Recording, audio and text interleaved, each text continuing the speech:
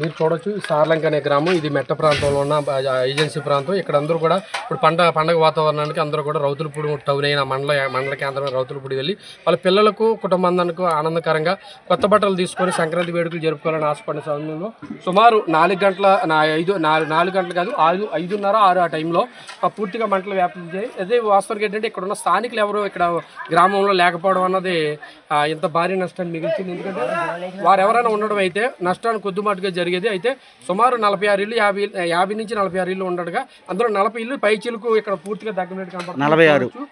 మొత్తం 46 ఇళ్ళు జరిగినట్టు స్థానికులు చెప్పిన వివరాల ప్రకారం చూస్తే మీరు సమస్య చూడొచ్చు.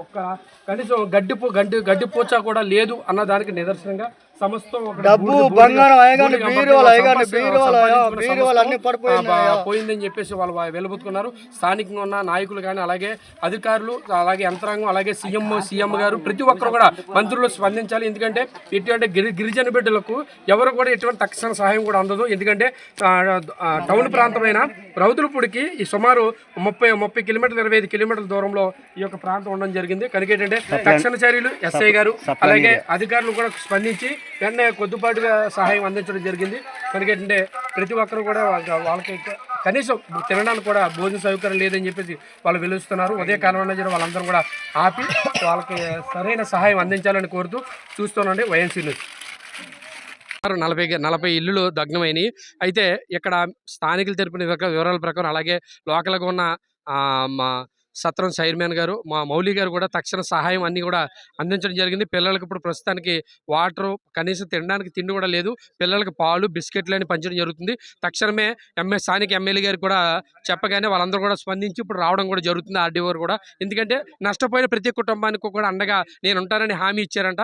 ఎందుకంటే ఎమ్మెల్యే గారు అలాంటి ఎమ్మెల్యే గారు మాకు దొరకడం ఎంతో అదృష్టం అని కూడా తెలియజేస్తున్నారు. తక్షణ చర్యలని మీకు చేపడతాం. మీరు చూడొచ్చు లైవ్లో చూడొచ్చు. ప్రతి బిడ్డకు కూడా ప్రతి బిడ్డకు కూడా ఏదైతే అవసరం ఉందో అవసరాలన్నీ కూడా మీరు తీస్తున్నారు. వాళ్ళ యొక్క బృందం మౌలి గారు వాళ్ళ యొక్క బృందం కూడా తీస్తున్నారు. తక్షణ చర్యలు చేపడుతున్నారు. సార్ ఎమ్మెల్యే గారు మీకు సూచించిన అసలు ఆ సూచనలు ఏమంటారు? ఇప్పుడు స్థానికంగా మీరు మాత్రమే మొదట అటెండ్ అయ్యారు. అలాగే అధికార బృందం అంతా కూడా ఎస్ఐ గారు కూడా రావడం జరిగింది. మీరు చేపట్టిన చర్యలు ఏమంటారు?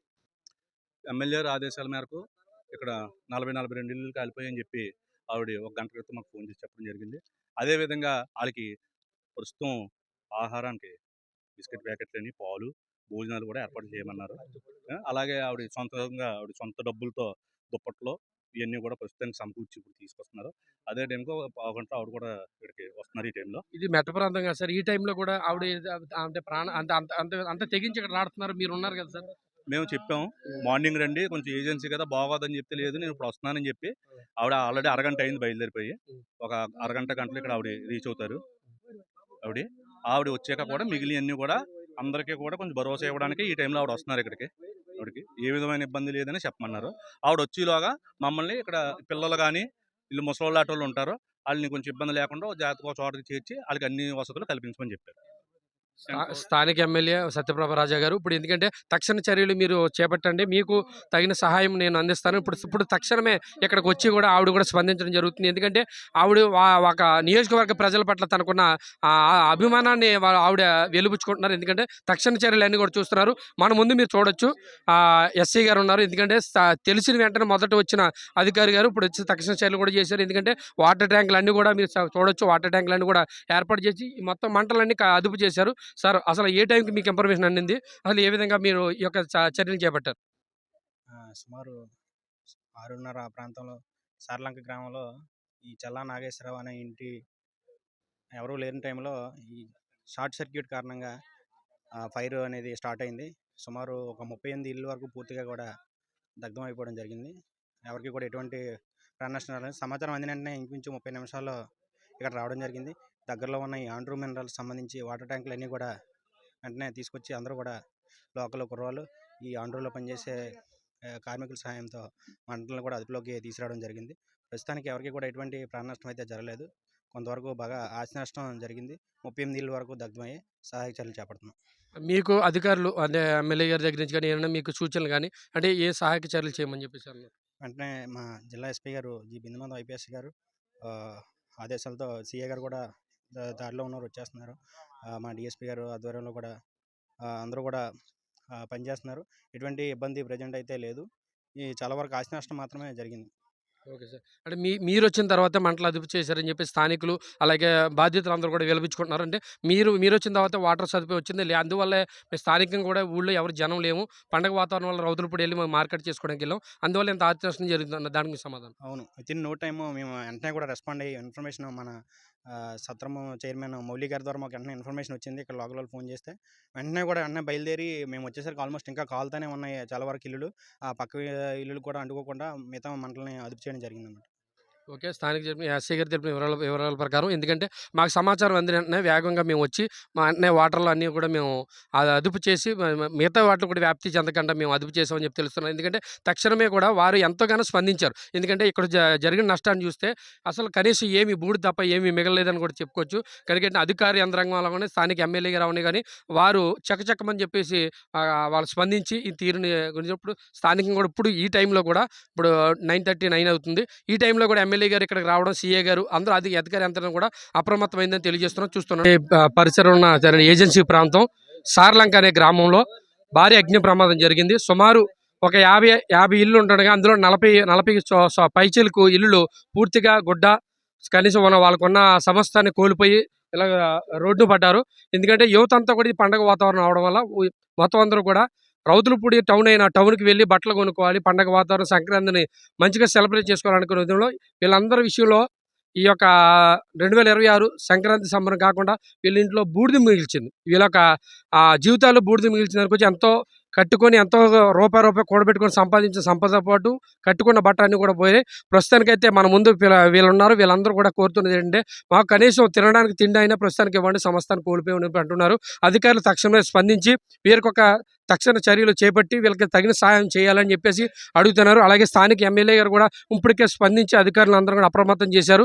వాటర్ ట్యాంకర్లతో నీళ్లు తెప్పించి దగ్గరలో ఉన్న కసర్లు దాంట్లో వాటర్ ట్యాంక్‌తో నీళ్లు తెప్పించి ఇప్పటికే మంటలు కొద్దిపాటుగా అదుపు చేశారు. ఎందుకంటే ఫైర్ ఇంజిన్ రావడానికి మినిమం మెట్ట ప్రాంతం కనీసం బండి ఎక్కాలంటే బలూరా ఆ టైపు తప్ప నార్మల్ బళ్ళు కూడా ఎక్కలేని పరిస్థితి. అలాంటి పరిస్థితిలో ఇక్కడ సహాయక చర్యలు అయితే మాత్రం స్థానికంగా ఉన్న ఈ యొక్క దగ్గరలో ఉన్న కసర్ వాళ్ళు కానీ కొంతమంది కంపెనీస్ వాళ్ళు కానీ వాళ్ళందరూ కూడా తక్షణ చర్యలు వాళ్ళే ఇక్కడికి వచ్చి సహాయం అందిస్తున్నారు.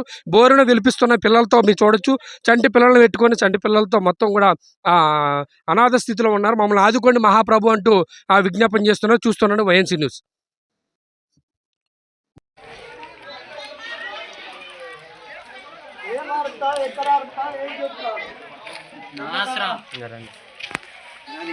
అనే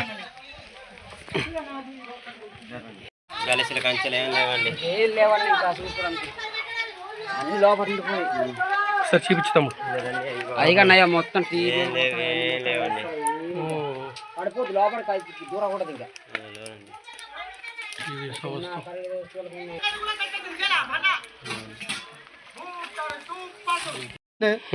గేజ్ బండి రావులు కొనండి. మా బట్టలు కట్టుకున్న బట్ట కంచి ఇంకేం మిగిలలేదండి. దాన్ని డబ్బు రేషన్ కార్డు ఆధార్ కార్డులు మొత్తం శుభ్రం కాలిపోయినాయండి. 46 అండి, 46 ఇల్లులు అండి. శుభ్రం ఒక్కరు లేకుండా కాలిపోయిందండి. మా బాధలు ఎవరికి చెప్పుకోవడం అండి. ఏం లేవండి,